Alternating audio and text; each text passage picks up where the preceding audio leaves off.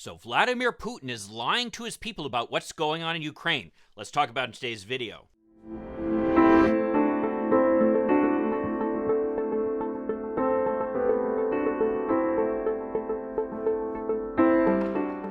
Я за Путина.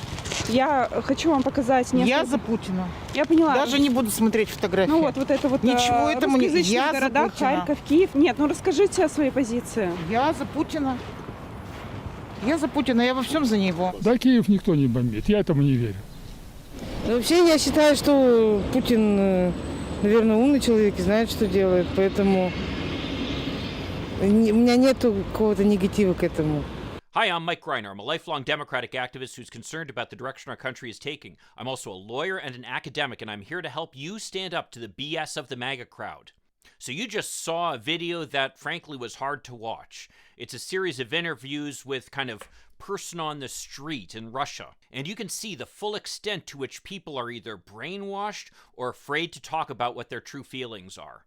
We can't kid ourselves. While the Ukrainians have done a great job of getting out information about what's going on in their country to the rest of the world and are supposedly winning the propaganda war, if you could put it that way, the Russians, within the borders of their country, are actually hearing only a steady diet of Putin's propaganda.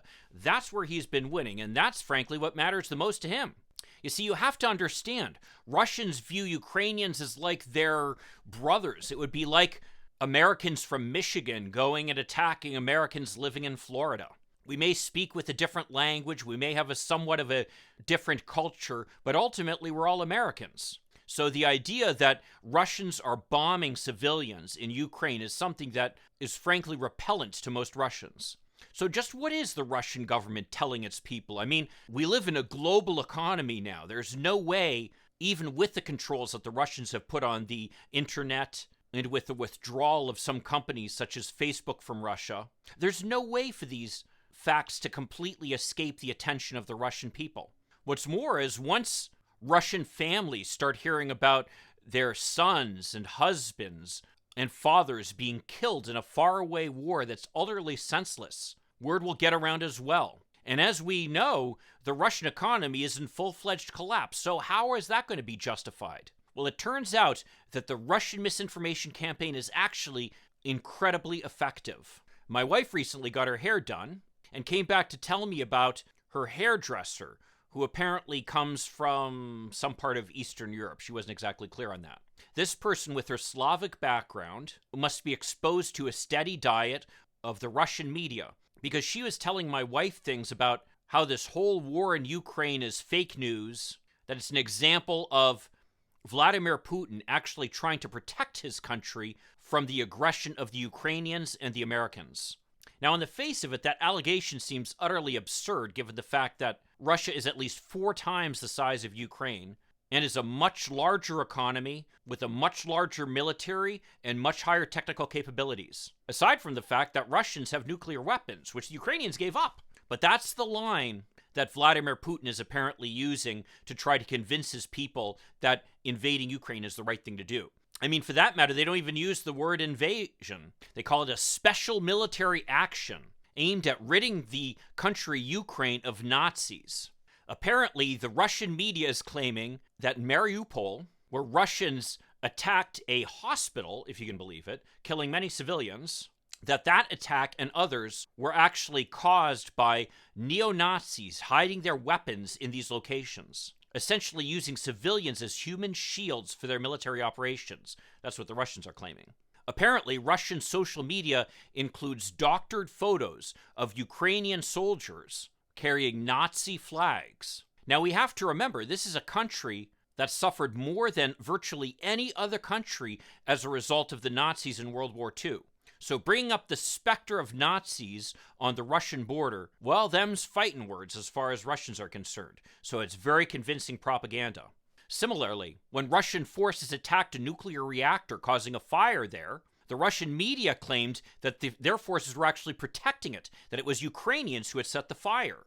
And what's more is the Russians justify this invasion of the nuclear power plant by arguing that, get this, the Ukrainians are building nuclear weapons and other weapons of mass destruction there. Now, for the record, I was opposed to George H.W. Bush's invasion of Iraq, and I never bought this argument about weapons of mass destruction, an argument, by the way, that has proven to be false. I feel the need to bring this up because it's not fair for me to criticize the Russians for doing something that, frankly, our country did as well.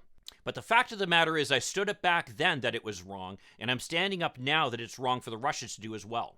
We've also been moved by pictures of civilian neighborhoods being attacked by Russians.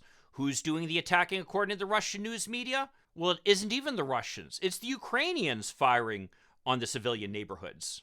I don't even entirely understand why that would be a justification for it. Why would Ukrainians be firing on their own civilians? I don't understand that.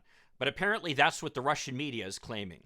It just speaks to, by the way, the reality that all of us need to question what we hear in the media. We need to take a critical view of it. We need to ask ourselves if something makes sense. And if it doesn't, we need to kind of treat it as such. And I would hope a lot of Russians are realizing it doesn't make any sense that Ukrainians would be bombing their own civilians.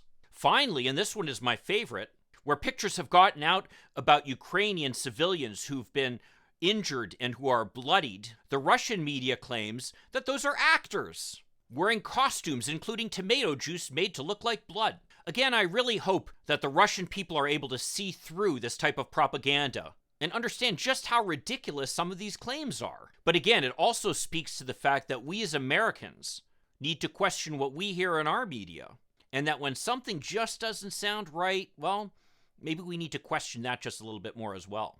I mean, check out this video over here that I recorded before, where I talked about some of the lies that the Republicans are telling. I'll see you then, and in the meantime, let's hope for continued progress. Thank you.